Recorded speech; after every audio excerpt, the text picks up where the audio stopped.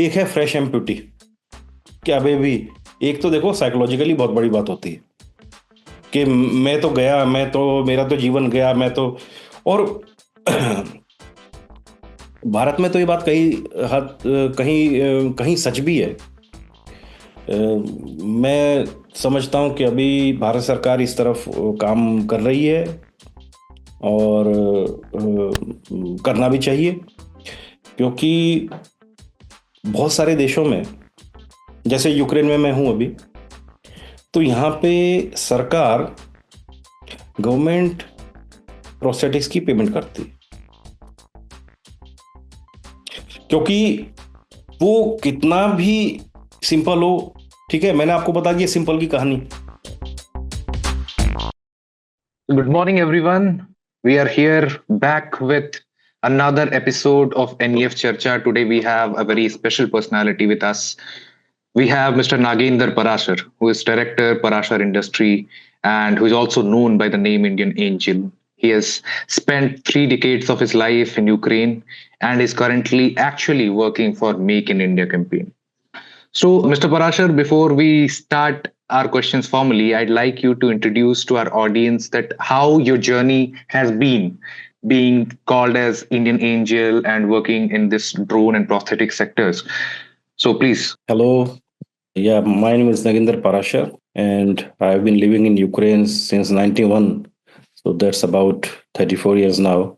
I'm in prosthetics field since 2008, and we have a network of 10 prosthetic centers in different cities of Ukraine, as well as we have a prosthetic factory where we do the R&D and manufacture prosthetic components like knee joints, adapters, and prosthetic feet for the amputees. So I'm the chief designer in our company, and we have been making hydraulic knee joints, which are top notch when we talk about knee joints for amputees.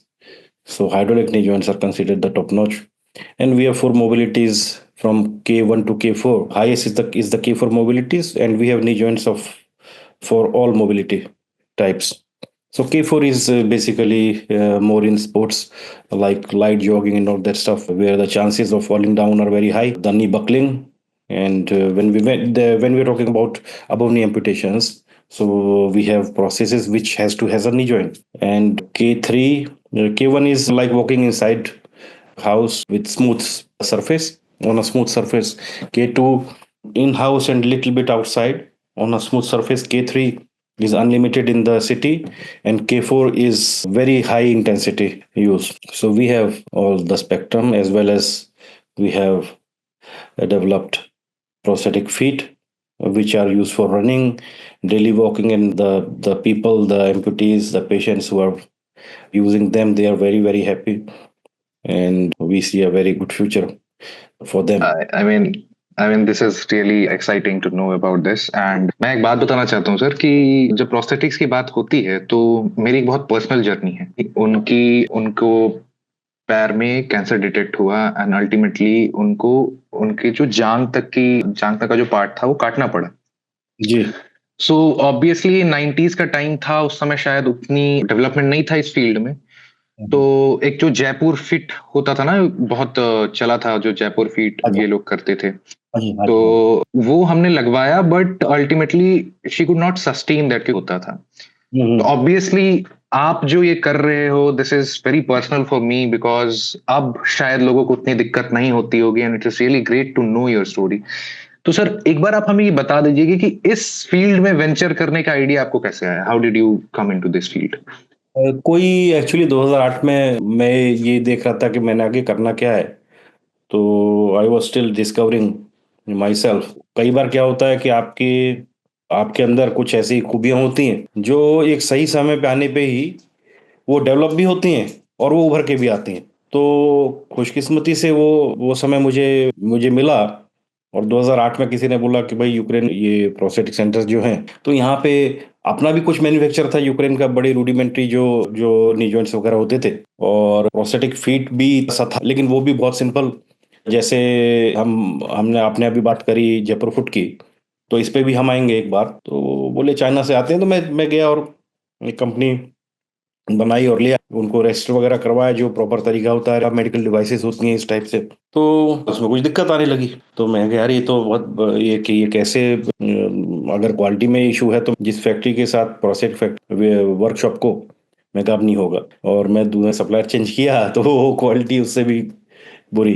तो इतना मेरे को दुख हुआ, इतनी ग्लानि हुई, शर्म आई। मैं कहा यार मैं तो क्या करूं, मैं खुद तो, फिर तो कोई किसी के ऊपर डिपेंड ही नहीं है, अपने ऊपर है। तो ये बात 2008 की 2010 की हो गई, मैंने डिसाइड किया। और वो जर्नी है, आज हम इस लेवल पे हैं कि लोग भी देखते हैं और जैसे फील करते हैं, यूक्रेन में भी प्राउड फील करते हैं। और जो वर्ल्ड में जो हाईएस्ट लेवल है कंपनी, तो हमारी इस वक्त जो हमारा प्रोडक्ट है उसकी क्वालिटी और उसकी परफॉर्मेंस उस हाईएस्ट लेवल की है, कहीं पे थोड़े थोड़े सी ज्यादा भी है। इस फील्ड में एक प्रश्न था, तो मुझे जी। लगता था कि मैं शायद पहले मैं बोलता था बाई एक्सीडेंट आया, बाई एक्सीडेंट आया। लेकिन मैं बाई एक्सीडेंट तो नहीं आया। फिर मेरे एक दिन मेरे को क्लियर हुआ मैं क्यों आया। मेरे दादाजी 1970 में कोई कारणवश हॉस्पिटल में उनका एम्पुटेशन हुआ। शायद वो किसान थे, तो पेड़ पे कुछ काट रहे होंगे, लकड़ी काट रहे होंगे, गिरे, एम्पुटेशन हुआ। तो फिर गैंग्रीन हुई, सदमा हुआ उनको, तो he died in the hospital. वो जीवित जीवित जीवित बाहर नहीं आया। मेरा जन्म तो 1974 का है। तो मैंने फिर इन मेरे 2000 मेरे नाना जी, उनको डायबिटीज थी। तो पहले उंगली का एम्पुटेशन हुआ, फिर पैर का एक बार हुआ, फिर और हुआ वही हॉस्पिटल में। तो वो भी जीवित बाहर नहीं आए। तो शायद कोई ये मिशन भी हो, there is a life after amputation. और जो भी वर्ल्ड में जो अभी क्वालिटी है और जो जो प्रोसेसेस अभी दे सकती है, तो अगर बिलो नी एम्पिटी है तो आप बता भी नहीं सकते कि उसके एम्पिटेशन है। अबव नी में भी कई बार बहुत कम आपको ऐसा लगेगा कि यहाँ पे प्रोसेस है क्या। आपको लगेगा कि हल्का सा कोई चलने में कई बार होता है, तो कोई कैसे चलता है, वो कैसे चलता है। तो इतनी यहाँ तक टेक्नोलॉजी पहुंच गई है। तो मैं समझता हूँ कि मेरा जो मिशन था वो ये है कि लोगों को ये बताना कि भाई there is a person with amputation can live a really quality life of dignity, with dignity. मैंने बताया जैसे सर कि मेरी जो दादी माँ थी उनको भी वो प्रोस्थेटिक फुट लगाया गया था। आज भी हम गांव में आप जाके देखेंगे तो वो पड़ा हुआ है। हालांकि मेरी दादी माँ अब नहीं रही, इसी साल उनका देहांत हो गया, लेकिन आज भी वो फिट पड़ा हुआ है। और उन्होंने कभी, उनके लिए इतना कठिन हो गया कि she choose to live with with one leg rather than yes, prosthetic foot. तो यस, अगर ये इम्पोर्टेंट है कि if actually the movements are not smooth and things are not falling in place the way they should be falling, तो बहुत मुश्किल उस एक अंग जो कि शरीर का पार्ट नहीं हो बाहर से चीज को, शरीर को एक्सेप्ट करना। तो आपने अगर वो मूवमेंट्स पे काम नहीं किया जाए, लेट्स सपोज कि अगर जिस आपने जैसे बताया कि पैर इस तरीके से गिर रहा है, अगर वो स्टिफ ना हो, सॉरी स्टिफ हो, तो फिर मूवमेंट्स बिल्कुल से बदल जाते हैं, तो always it is not comfortable. तो सर ये तो मतलब like you are doing really great और इस चीज पे। अब सॉरी मैं सर आपको बीच में काट रहा था, आप बता रहे थे कुछ। इसका अगला बताता हूँ। जी। हर चीज इसमें इंपॉर्टेंट है। जी। जैसे कि कार में इंजन भी इंपॉर्टेंट है, चीज इंपॉर्टेंट है। मगर अगर सीट लकड़ी की है तो आप फरारी में भी मजा नहीं आएगा, बिल्कुल सर। है ना। नहीं तो हर चीज मैचिंग होनी चाहिए, हर चीज उस लेवल की होनी चाहिए। जैसे कि नया जूता कभी खरीद के और सीधे ही किसी पार्टी में चले जाओ, पार्टी पार्टी वेयर, और उसमें अगर चुभे, क्योंकि आपने देखा होगा लेडीज कभी नई सैंडल खरीद के सीधे जाएंगी तो वो ऐसा छील भी देता है, फिर वो बैंडेड वगैरह भी लगती हैं, है ना जी, और खून भी निकलता है। तो जो एम्पुटेटेड जो पार्ट है उसको कहते हैं स्टंप, स्टंप। और जिसमें वो जाता है, जो प्रोस्थेटिक का कनेक्ट कर प्रोस्थेटिक्स के साथ उस स्टंप को कनेक्ट करता है, उसको कहते हैं सॉकेट। तो मेन दो तरह की एम्पुटेशन होती है, अबव नी बिलो नी। कई बात तो ये हिप डिसआर्टिकुलेशन में पहुंच जाती है कि हिप ही नहीं है पूरी। कई बार क्या होता है कि डॉक्टर ज्यादा कहते हैं बचे, तो नी डिसआर्टिकुलेशन होता है। अब वो है तो पैर तो बचा नहीं फिर भी, क्योंकि जो जो थाई की जो मसल्स होती हैं, ठीक है, वो नीचे जो फेमरल पार्ट है उससे कनेक्ट होती हैं। जब वही नहीं है तो कुछ बचा नहीं है।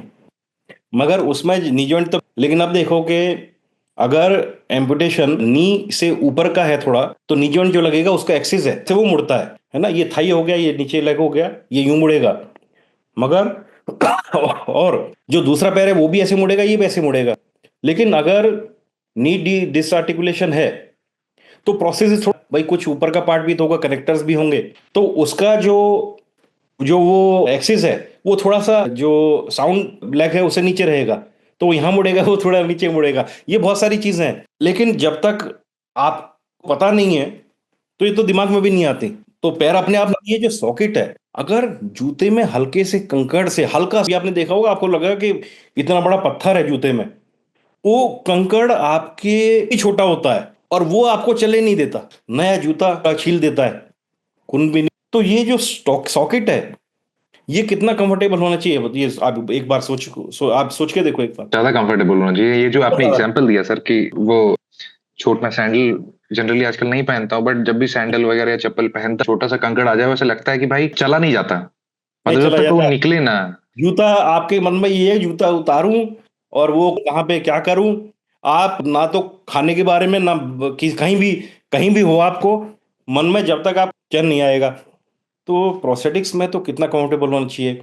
अब एक चीज और बताऊंगा, एक है फ्रेश एम्प्यूटी अभी भी। एक तो देखो साइकोलॉजिकली बहुत बड़ी बात होती है कि मैं तो गया, मैं तो, मेरा तो जीवन गया, मैं तो। और भारत में तो ये बात कहीं हद कहीं सच भी है। मैं समझता हूँ कि अभी भारत सरकार इस तरफ काम कर रही है और चाहिए, क्योंकि बहुत सारे देशों में, जैसे यूक्रेन में मैं हूं अभी, तो यहाँ पे सरकार, गवर्नमेंट प्रोस्थेटिक्स की पेमेंट करती है, क्योंकि वो कितना भी सिंपल हो। ठीक है, मैंने आपको बता दिया सिंपल की कहानी, सस्ता रहो बार बार दे दो सिंपल, ठीक है, वो उठा के रख देगा, यूज नहीं करेगा।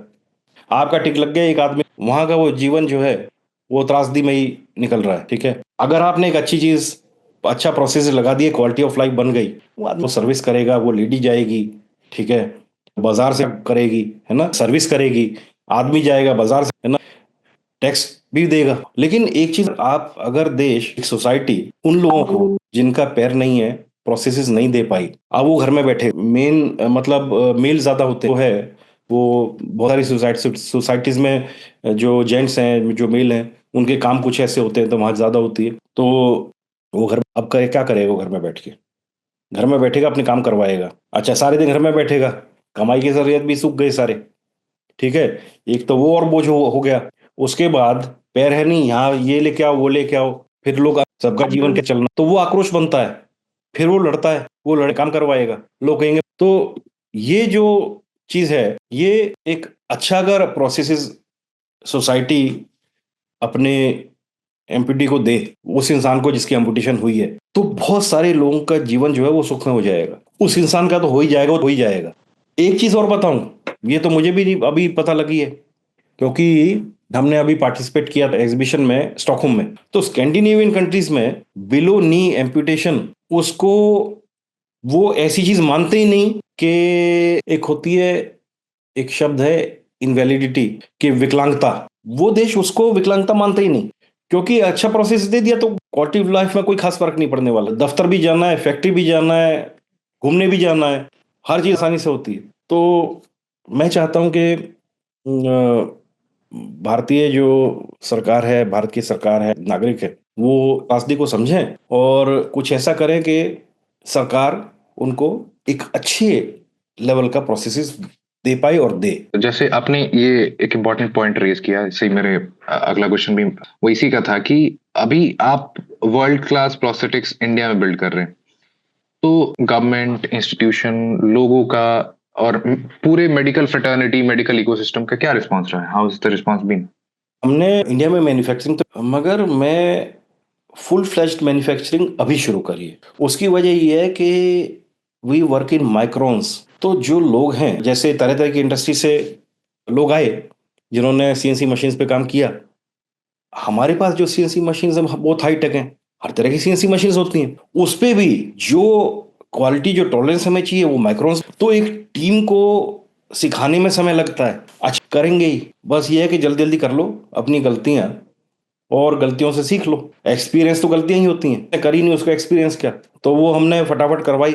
यूक्रेन की जो फैक्ट्री है, हमने अपनी तरफ से, मैंने अपनी तरफ से पूरी जहाँ पे सपोर्ट जो सपोर्ट चाहिए होती है वो पूरी दी। उसके बाद भी एक जो समय लगना है वो लगना ही है। अब वो जो पार्ट्स बन रहे हैं वो मैं यूक्रेन में ही ले रहा हूँ, और कुछ मशीनें तो इस साल आई हैं, कुछ मशीनें पिछले साल आई हैं, तो उनको सीखने में समझने में भी जो टीम को समय लगा, तो अब वो टीम तैयार है कि अब पूरी प्रोसेस बना सकती है। अब I trust my team. Sir, अभी आपने जैसे जिक्र किया कि आप काफी टाइम यूक्रेन में भी रहे हैं और आपका एक major chunk, major part of business वो यूक्रेन में है, तो रशिया यूक्रेन वॉर के टाइम पे आपके बिजनेस को कोई झटका या फिर कुछ ऐसा? झटका लगा ना, कि जैसे 2022 की बात है, मैं वॉर शुरू होने से पहले इंडिया में था, कुछ काम से मैं आया, मगर कि वो सब बोले वॉर शुरू हो रहा है, वॉर शुरू हो रहा है। अब अगर शुरू हो रहा है तो मेरे को फैमिली और वो टीम के साथ होना चाहिए। अब मैं जाऊं कैसे? तो मेरे को एकदम से एक एयर इंडिया की 3 फ्लाइट, एयर इंडिया ने, भारत सरकार ने 3 फ्लाइट एलोकेट करी थी, जो कि स्टूडेंट्स को लेके आए। पहली वाली थी 22 फरवरी 2022, मैं उसमें गया, और मेरे साथ बल्कि 3-4 जर्नलिस्ट थे, 3 जर्नलिस्ट थे शायद रिपब्लिक टीवी के। तो बाकी सारी फ्लाइट खाली, वो स्टूडेंट को ले आई। अगली फ्लाइट चली 2000 ये 24 तारीख को, 24 फरवरी 2022, वो बीच रास्ते ही यू टर्न करके वापस आ गई, क्योंकि 4 बजे सुबह रशिया ने कीव पे गोलाबारी शुरू कर दी थी। मैं भी सुबह आवाजें आई विस्फोटों की, तो मैं कहा हो गया शुरू। अब हो गया शुरू, पता नहीं होता कि क्या करना है, मगर यहीं रहते हैं जो भी है। जो ऑप्टिमिस्ट लोग होते हैं ना, तो समझ में नहीं आता, जो पेसिमिस्ट होता है वो तो एकदम भागेगा, हमें कुछ नहीं होना है। तो खैर, सुबह तो वो पेट्रोल वेट्रोल के लिए लोग लाइन में लगे, जाने लगे, पूरे रास्ते जो भर गए। मैंने कहा क्या करना है जी, कहाँ जाना है, नहीं रहना है। लेकिन फिर दिन मेरा एक दोस्त आया, वो पुलिस में था यहाँ की, तो बोला कि निकलो, आपको पता नहीं। मैं कहा हाँ ठीक है। तो फिर मैंने वाइफ को बोला है वैसे कोई कोई बात नहीं।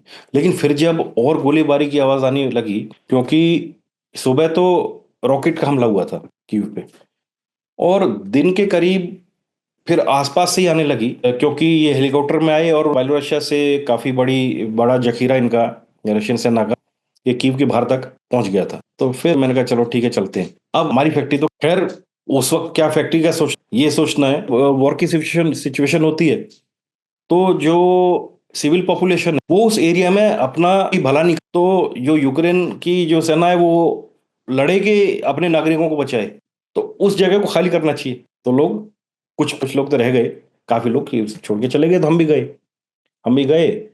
तो पता ही नहीं कहाँ कहाँ जाना है, सभी जा रहे थे, तो बच्चों को इकट्ठा करके और चले गए, दो भी बिठाए गाड़ी में। अब जहां तक 3.5 घंटे में हम पहुंचते थे, वो 13 घंटे लगे पहुंचने में। तो वहां हम करके फिर आगे निकल गए, यूक्रेन के वेस्ट साइड में एक किसी ने कोई ऑफिस की बिल्डिंग बनाई थी, तो उसमें रिपेयरिंग कुछ चालू थी, तो लोग कह रहे थे कि हाँ आप आ जाओ, तो उन्होंने हमको ठहरवा दिया। तो एक पूरा फ्लोर था, उसमें एक बाथरूम, 2 बाथरूम थे, एक किचन में मेकशिफ्ट बना लिया। तो काफी लोग क्यू से शरणार्थी आ गए, हम भी उनमें से एक थे। अभी हो गई 2000 ये 24-25 को हम वहां पहुंच गए। अब 2 हफ्ते हो गए। अब मैंने कहा यार लड़ाई तो खैर होती रहेगी, काम भी कर, तो कीव अभी रशियन सेना थी, लेकिन मैं आया, मैंने अपने दो दो एक लोग जो थे और ट्रकों का इंतजाम किया। तो 4 तो क्रेनों ने उस पे मशीन्स रखी, और वहाँ वेस्टर्न यूक्रेन में जहाँ हम ठहरे थे, वहाँ पे एक फैक्ट्री में उन्होंने कहा ठीक है आप इस एरिया में, ये थोड़ा एरिया है, इसमें अपनी मशीनें लगा लो। वहाँ लगा ली, जो लोग काम करते थे वो भी आ गए। एक स्कूल ने, लोकल स्कूल ने, क्योंकि स्कूल भी बंद थे उस वक्त, बंद हो गए इसकी वॉर की वजह से, उन्होंने क्लास दे दी हमको। हमने वो कि बेड आते हैं गत्ते के, स्ट्रांग होते हैं पता नहीं कैसे, ये, और ये गत्ते के बेड लगाए, ये पिलोज वगैरह लाके, ठीक है, मैट्रेसेस वगैरह उस पे लगा दी। तो लोग वहीं सोते थे, खाने का इंतजाम वहीं कर दिया, वहीं कैफे था, वो लंच और डिनर वहां पे करवाते थे।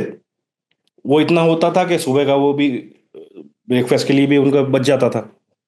तो हम वहां पे मार्च में हमने फैक्ट्री को रिलोकेट किया, और अप्रैल मई जून जुलाई अगस्त, और अगस्त में हम की वापस आ गए पूरी फैक्ट्री को लेके। ये तो काफी लंबी जर्नी रही सर, मतलब लाइक कि यू टोटली रीलोकेटेड योर हाँ, सारी फैक्ट्री पूरी टू, फैक्ट्री, मशीन्स पूरी वगैरह सब, फैक्ट्री रीलो, पूरी तो फैक्ट्री। काफी, मतलब आपने जैसे बोला था ना कि ऑप्टिमिस्ट लोग जो होते हैं उनको खतरे की आशंका नहीं होती, पर ऑप्टिमिस्ट लोगों के पास एक और चीज भी होती है, जो हर चीज में आपदा में अवसर जैसे बोला जाता है ना, ये आपदा में भी अवसर ढूंढ लेते हैं।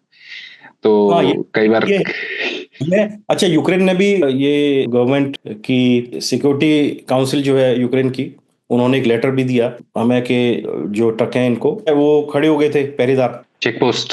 यस। चेक पोस्ट हर जगह लगी थी। तो खैर हम उसको लेके आ गए। तो यही होता है, यहाँ पे भी जो फैक्ट्री थी हमारी और जो प्रोसेसिंग सेंटर था, तो मैंने बोला कि आप इसे यूज कर लो, जो आपको यूज करना है, तो किया उन्होंने यूज, जो भी यूज उनको करना था। तो सर लाइक इवन आप जैसे फॉर एग्जांपल फेब्रवरी की आप बात बता रहे थे ना, अगस्त में you are back in Kyiv, then when did the business usual जो बिजनेस है आपका वो स्टार्ट कब से हुआ, मतलब अगस्त? हमारे थे 10 के करीब प्रोस्थेटिक सेंटर थे, तो चल रहा था। कीव की दिक्कत थी, कीव की दिक्कत थी क्योंकि ऊपर से बालोरशिया से यहाँ पे आर्मी आ गई थी। तो मेरे ख्याल में मार्च में हमने रिलोकेट किया, तब भी यहीं पे थे। लेकिन लेट मार्च में फिर उनको मार भागा, वो भाग गए वापस। और बाकी जो प्रोस्थेटिक सेंटर थे हमारे, वो चल रहे थे। अच्छा। वो हमारे चल रहे थे, और मेरे ख्याल में वो बंद भी होंगे, बहुत थोड़े टाइम के लिए हुए थे। प्रोस्थेटिक सेंटर तो हमारे फिर चल गए थे तो क्योंकि सर रिलीज आना शुरू मैं में फिर। पूछना, बिल्कुल सॉरी सॉरी सर, मैं बीच में आपको वो कट कर देता हूँ।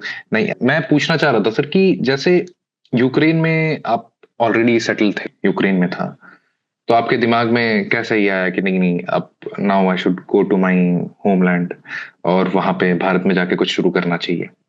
ये बहुत अच्छा प्रश्न है। पहली बात तो भारत मेरा देश है और भी बनता है देश के लिए, लेकिन उससे भी बड़ी कुछ चीजें होती हैं। वो क्या होता है, आप कहीं भी जाओगे, first generation Indians will always be Indians. तो भारत में तो खैर सभी भारतीय हैं, तो इसकी वैल्यू कुछ नहीं दोनों। और कितने भी साल कहीं भी आप रह लो, कोई ये नहीं कहेगा कि भाई ये देखो, ये तो यूक्रेनियन आ रहा है। पूछते हैं कि अच्छा कितने साल से हो, तो वो एक जो सेंस ऑफ बिलोंगिंग है, जो डीपेस्ट आइडेंटिटी है, वो मेरी भारतीय भारतीय से है। मैं भारतीय हूँ। और अपने देश में एक तो करना करना चाहिए, करना भी चाहिए। ये मेरे देश के जो एमपीटीज हैं, भारतीय जो एमपीटीज हैं, they have the full right to यार, उनके to live a life of dignity and improve the quality of life.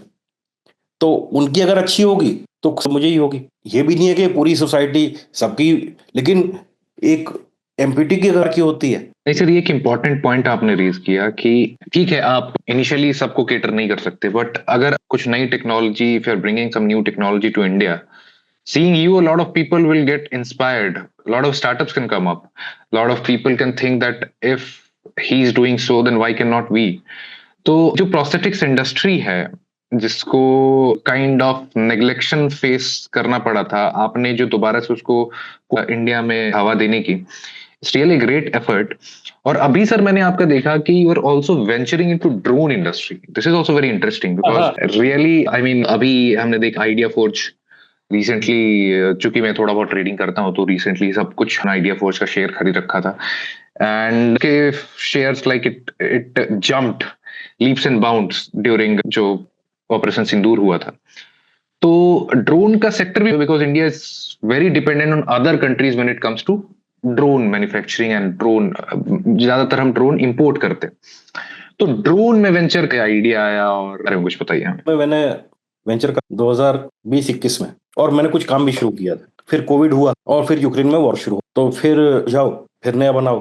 तो यूक्रेन में फिर मैंने नी जॉइंट्स में कुछ और डेवलपमेंट की जहाँ पे मेरा रुका हुआ था, तो उसको एक टॉप टॉप लेवल पे ले आए लड़ाई के दौरान भी। ड्रोन्स में मेरे को कई साल, मैं प्रोस्थेटिक्स से ना, अब एक चीज हो गई, आदमी कहता है यार नी जॉइंट बना लिया आपने, वो टॉप की है ना। तो उससे ऊपर आपका एक नी जॉइंट में क्या है कि जो हाइड्रोलिक नी जॉइंट है K4 की, वो दो तरह की होती हैं, तीन तरह की होती हैं। एक तो which are by default in swing mode, मतलब वो यूं एक्सटेंशन फ्लेक्शन होगा, मगर अगर आप उस पे पांव रख लोड दोगे तो वो एक तरह से ब्रेक लग जाती है, हाइड्रोलिक ब्रेक। उसमें क्या होता है, कई बार जब ठोकर लगती है तो आप उस पे लोड दे ही नहीं पाते। अगर ठोकर लगी तो वो मुड़ाई चला जाए तो ब्रेक नहीं लग पाते, मगर जहां पे लग जाती है तो वो कई जगह गिरने से रोक लेती है। उससे अगली लेवल है कि which are in stance mode, by default in stance mode. Mode नहीं, सिर्फ वो जब आप इस पे पैर रखोगे और पंजे पंजे पे पैर रखोगे, जब स्विंग शुरू मोड शुरू होता है, पैर पीछे, पंजे पंजे पे लोडिंग होती है, तो नी नी जो आपकी नी है ना, वो पीछे फ्लेक्स, पीछे की तरफ, उसको कहते हैं हाइपर फ्लेक्शन। तो अंदर एक मैकेनिज्म है, वो उसको लूज कर देता है, तो फ्लेक्शन हो जाती है। उसके बाद जब एक्सटेंशन होने लगती है तो दोबारा, उससे क्या होता है ये दोबारा सेफ्टी है। उससे क्या होता है कि ज्यादातर जब इंस्टेंसेस में जब स्टम्बल हो रहा होता है तो वो होता है स्विंग फेस के एक्सटेंशन के दौरान। तो नी जॉइंट है for flexion it will be in stance mode, उस बहुत हार्ड रहेगा तो स्टम्बल रिकवरी हो जाती है। अब हमारा जो है वो bye default in stance mode, मगर उसमें दो सेंसर्स हैं। इससे आगे नहीं जाऊंगा, इससे डीप नहीं जाऊंगा। दो सेंसर्स हैं। तो कुछ इंस्टेंसेस में तो नी जॉइंट K4 की which hydraulic knee joint which is in stance mode by default can also buckle. बहुत कम इंस्टेंसेस तो ये दिया बाहर, उसको भी हट, तो it is in one of the safest modes. जो इलेक्ट्रॉनिक नी जॉइंट्स हैं, and I worked on adding electronics to our knee joint in 2021। वो भी रुक गया, वो अभी मैंने दोबारा चलाया। उसमें इलेक्ट्रॉनिक्स में सेंसर्स होते हैं, इलेक्ट्रॉनिक सेंसर्स, पर वो भी हाइड्रोलिक को ही कंट्रोल कर। तो these are mechanical hydraulics and those are electronic hydraulics knee joints. वो टॉप है, उससे ऊपर कुछ नहीं है। लेकिन हमारा जो है वो वही चीज दे रहा है जो कि top notch electronic hydraulic knee joint देता है। चार्ज भी नहीं करना पड़ेगा और उससे वेट में भी कम है, तो इससे ऊपर कुछ नहीं चाहिए। आपको पूरी फ्रीडम है। मगर कई लोग कहते हैं कि यार और महंगी चीज दो। अब वो ठीक है, वो भी हो जाएगा। देखिए, ये एक मार्केट फोर्सेस भी हैं, तो इसमें कोई कहता है कि ऐसे दो वैसे दो, तो हमको हर चीज लेके चलनी पड़ेगी और बनानी पड़ेगी। और वो बना रहे हैं। तो मैंने कहा यार जब मैं ये कर लूंगा तो आगे क्या कर, उससे ऊपर तो क्या कर लोगे आप। ये तो ये तो टॉप पे आप पहुंच गए। बेसिकली क्या होता है सर कि वी नीड सम और the other challenges to keep ourselves driven. कई बार ऐसे होता है कि हाँ like you did so great in prosthetics, so you might be thinking कि भाई अब क्या, what next, and in next I think you got an interest in to drone sector, I think, maybe जो I can be wrong. बिल्कुल सही बात बोले। Life में check post to check post आप जाएंगे ना, है ना, goal post to goal post, तो उसमें अगर बहुत हो गया तो जीवन का अर्थ खत्म आगे। और लोगों को डिप्रेशन होता है, बहुत लोगों को। कई लोग उबर ही नहीं पाते। इसीलिए आपको कुछ ना कुछ आगे सोच सोच के चलना है कि ये करना है। तो मेरे पास ये था यार मैं क्या करूंगा। मैं करूंगा आर्टिफिशियल इंटेलिजेंस, तो अभी आई है, ठीक है, तो रोबोटिक्स, ठीक है, या फिर वो जेनेटिक्स, है ना, उसमें प्रोग्रामिंग। आर्टिफिशियल इंटेलिजेंस में भी वो तो मेरे लिए बोरिंग है, मैं तो मैकेनिकल आदमी हो गया। तो उसमें बैठ के मैंने प्रोग्रामिंग भी करी है। I know to program, I did programming. मगर चलती हुई चीज में ना, जैसे जो लड़के लोग होते हैं बच्चे, तो खिलौना लिया तो तोड़ दिया कि कैसे काम करता है। हम ये हैं, हम भी वही काम कर रहे हैं, हम बड़े हो गए हैं। तो फिर मैंने कहा यार मैं ड्रोन्स में अब इंडिया में चैलेंजेस बहुत हैं। जैसे जब मैं हाँ, ये एक इम्पोर्टेंट पॉइंट, ये मेरा नेक्स्ट क्वेश्चन ही होने वाला कि आप ड्रोन वाले सेक्टर में आपके पास चैलेंजेस क्या क्या है। तो हाँ सर, आप बीच में रोक गए। चैलेंजेस वो उनके अलग चैलेंजेस नहीं है, वो इंडिया के ही चैलेंजेस हैं। To start a business in India, it's a challenge in itself. क्योंकि आजाद हुए तो हमें तो भरोसा था ही नहीं किसी अपने अलावा। हमने अपने को इतना संजो के रख लिया, इतना ढक लिया, इतना प्रोटेक्ट कर लिया कि हमारी इंडस्ट्रीज डेवलप हो नहीं पाई ना। लाइसेंस थे, बिजनेस के लाइसेंस थे, हर चीज के लाइसेंस थे। ये भी मैंने सुना है कि रेडियो के भी लाइसेंस होते थे कभी। पता नहीं अगर ये भी सच है वाले के। अब उससे हमने क्या किया, धीरे धीरे धीरे 91 में काफी रिफॉर्म आए। और अभी तो गवर्नमेंट तो बहुत रिफॉर्म ला रही है। होता है कि पुरानी को ठीक करना या नई बना देना, तो कई बार नई बना देना बेटर होता है। प्रश्न ये भी उठता है कि पुरानी है ही क्यों। जैसे बैंक में अकाउंट खुलवाया, तो अगर आप फॉरेन करेंसी अकाउंट खुलवाएंगे तो नाएंगे आपसे। अगर ये कि ऐसा है क्या, फॉरेन करेंसी में है तो पैसा ही क्या, कंप्लाइंसेस। अच्छा, कई बैंक, अब मैं नाम लू ना लूं, वो कहते हैं कि होलियर देन द पोप। तो मैं कहा यार आप तो टैक्स डिपार्टमेंट से भी ज्यादा सख्त हो गए। Bank is instrument for generating wealth, is for doing business में बैंक है। बट ऐसे कंप्लाइंस है, they are obstacle in doing business. क्योंकि मुझे भी पता, यहाँ पे भी अकाउंट्स हैं, वहां भी अकाउंट्स हैं, ठीक है, ऑनलाइन काम हो जाता है। फॉरेन करेंसी आई, अब फोन फोन आने शुरू हो जाएंगे, सर आप उसका वो डॉक्यूमेंट भेज दो, वो डॉक्यूमेंट भेज। अरे क्या करोगे इतने सारे डॉक्यूमेंट्स लेके। आ गया तो आ जाने दो ना, ये तो टैक्स डिपार्टमेंट का काम है। तो मेरे को लगता है कि कहीं पे ज्यादा अथॉरिटी भी दी गई है बैंक को। और शायद वो भी फंसे हुए हैं बेचारे कंप्लायंसेस में, तो वो उनको पीछे देने वो अपने जो कस्टमर है उस पर और ज्यादा डाल देते हैं। कहीं भी हो, तो एब्सर्डिटी तक वो कई बार पहुंच जाता है। फिर फोन आएंगे, सर ये इतने का रेट है, इतने का रेट है। अरे मंडी में बैठे हैं यार, ठीक है, ठीक बात नहीं है। जो बैंक के साथ एग्रीमेंट होता है, एक रेट फिक्स कर लो कि जितना भी रेट होगा मार्केट का, और ये तो ओपन मार्केट है, ठीक है, उस पे पॉइंट इतना पैसा बैंक ले, 0.05 0.0501, है ना। यही होता है भाई, बैंक ने थोड़ी बिजनेस किया है, पैसा तो हमारा है। तो जो मेरे साथ प्रॉब्लम आ रही है लोगों, अच्छा कई बार अगर आपने सुख देखा ही ना हो तो आपको लगता है यही यही जीवन है। अगर कहीं ईज ऑफ डूइंग बिजनेस में बैंकिंग करी है तो आपको लगता है यार ये अगर आसान हो जाए तो कितना फायदा होगा भारत का, कितनी कंपनीज बनेंगी। आप जो पनिशमेंट है वो बढ़ा दो, लेकिन ओनस लोगों पे डाल दो ना, नागरिक नागरिक पे ओनस डाल दो। जब चेक करोगे तो पता लगी वो कहाँ जाएगा, अगर कंपनी चल रही है कहाँ भाग जाएगा। और क्यों?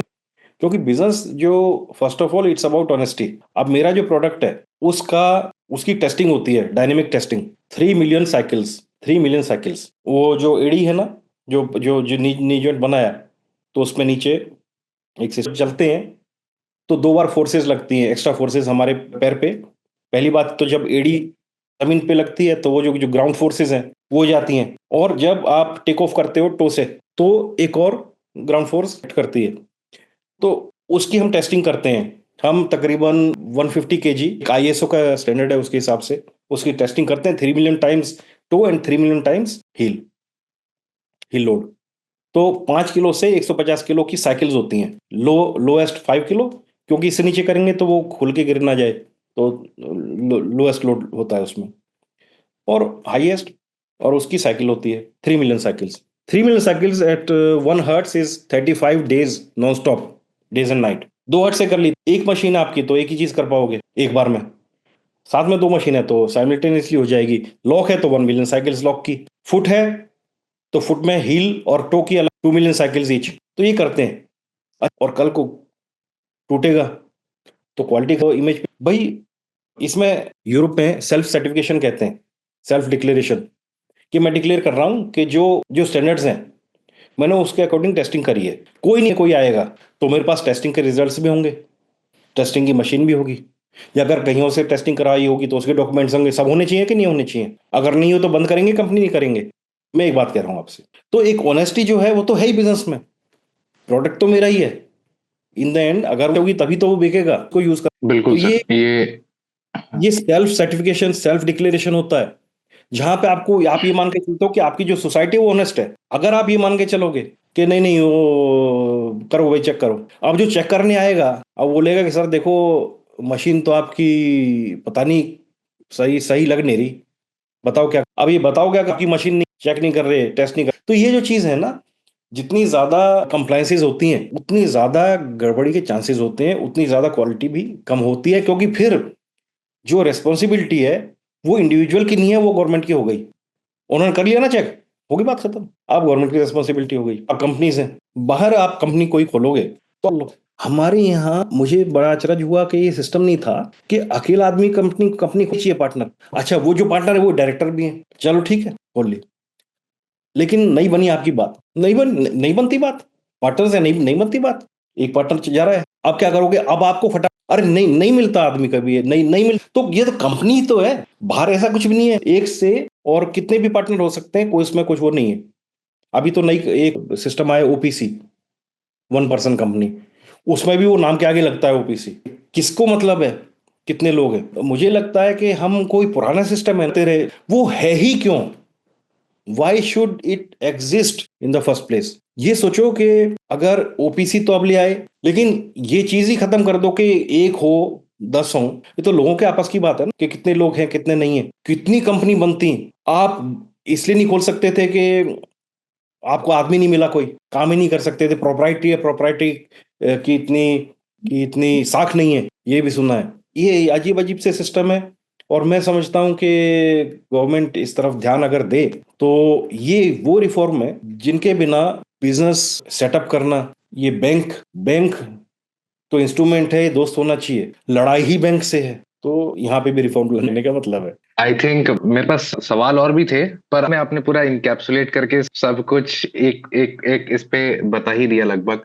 तो मेरा सर लास्ट में एक शॉर्ट सा सवाल ही है आपके, कि जैसे आप जिस सेक्टर में काम कर रहे हैं, micro small and medium enterprises, उसकी अपस्किलिंग के बारे में आपका क्या ख्याल है? और एक्सपोर्ट्स, जैसे अगर हम देखें अभी, जैसे the current dispensation in power has actually pushed for MSMEs कि एमएसएमई बढ़े, एमएसएमई की बात ज्यादा से ज्यादा हो, क्योंकि एक टाइम ऐसा था कि सिर्फ और सिर्फ बड़े इंडस्ट्रीज एग्जिस्ट करते थे एंड छोटी इंडस्ट्रीज की तो बात भी नहीं होती थी. Hmm. But during this government this dispensation something has changed and this change is for good. तो मेरा आपसे बस लास्ट जो मेरा सवाल है वो ये है कि इसको अपस्किल करने में आपको क्या लगता है, क्या जरूरतें हैं? ये लगता है अपस्किल करने में पहली बात तो कंप्लायंसेस जो है, ठीक है, जो भी फालतू की है ईज मत करो, रिमूव इट. जो जैसे गवर्नमेंट में अभी ऑनलाइन काम हो जाते हैं, तो मेरी एक विनती ये है कि ऑनलाइन अगर काम होते हैं तो आप जो ऑनलाइन जो सिस्टम्स हैं वो भी काम करने चाहिए. इससे ये वो काम कैसे करेंगे कि एयरपोर्ट्स पे गवर्नमेंट के सर्वर्स हैं, ठीक है, आप ये देखो वो उसका कितना मिली सेकेंड में उसका जवाब आ रहा है. You should connect everything to time. आपने भी सुना होगा कि सर्वर काम नहीं कर रहा, सर्वर डाउन है. सर्वर डाउन है, ये क्या, ये क्या हो रहा है, ये क्या नई बात है. सर्वर तो डाउन होने नहीं चाहिए. क्यों? क्योंकि उसका रेस्पॉन्स जो टाइम है उसको मापदंड नहीं बनाया कहीं. अगर आप गवर्नमेंट में कुछ अप्लाई करते हैं तो government must reply with in, कहीं पे 5 डेज, कहीं पे 10 डेज, कहीं पे 30 डेज, कुछ ऐसा कर लो.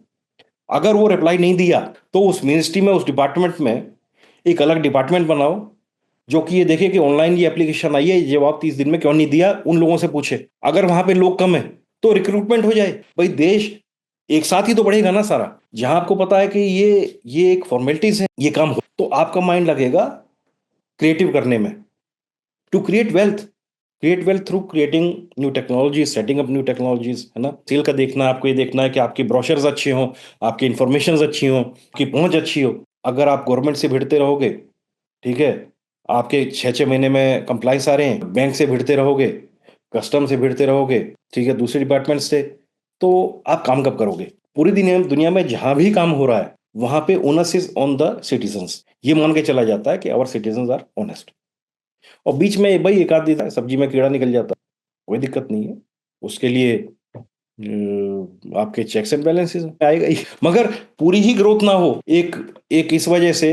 भाई अगर कोई कहीं पे कोई किसने चोरी करी है तो पुलिस सारे चलते हो कि जेब थोड़ी टटोलती है. मेरे ख्याल में ईज ऑफ डूइंग बिजनेस में जित उतनी तेजी से हमारा देश और तरक्की करेगा. मेरा पूरा ये विश्वास है कि यही होने वाला है. और क्योंकि बिना इसके काम नहीं चलेगा, इसलिए ये चीज तो होगी रहेंगी. ईज ऑफ डूइंग बिजनेस में हम और ऊपर जाएंगे, मेरा ऐसा मानना है. आई थिंक आपने जो एक बहुत इंपॉर्टेंट पॉइंट रेज किया है, इसकी एक एनालॉजी भी है कि शायद अंग्रेजी में कहावत, exactly I can not quote it, I will be paraphrasing it, is that कि if someone who is not guilty, if he's serving even one day in prison, it is a bigger sin or bigger thing than actually someone who is a guilty and who is roaming free. तो अगर कोई एक कुछ गलत कर देगा, उसकी वजह से अगर हम पूरे फ्रेटर्निटी को ही दोषी ठहरा दें और उनको ही उस दोष भरे नजरिए से देखने चले तो फिर बड़ी तो जी. There would be fringe elements everywhere in every society, there are fringe elements. So just because there are fringe elements, we cannot see everyone with suspicion. And as you rightly pointed, that in Europe, people actually, the government doesn't treat their people with suspicion every time. I think situations are improving in India also, and I think in our lifetime we'll be able to see an India which is developed and which is at par with what actually we can call European standards or Western standards. Khair sir, thank you for giving us your time and enlightening you with the subject. It is very close to my heart. As I said, I have seen someone very close to me suffer a lot because she did not get the required prosthetics. Had she got that, her life would have been much easier. And keep doing the great work you are doing, sir. And I wish you all the success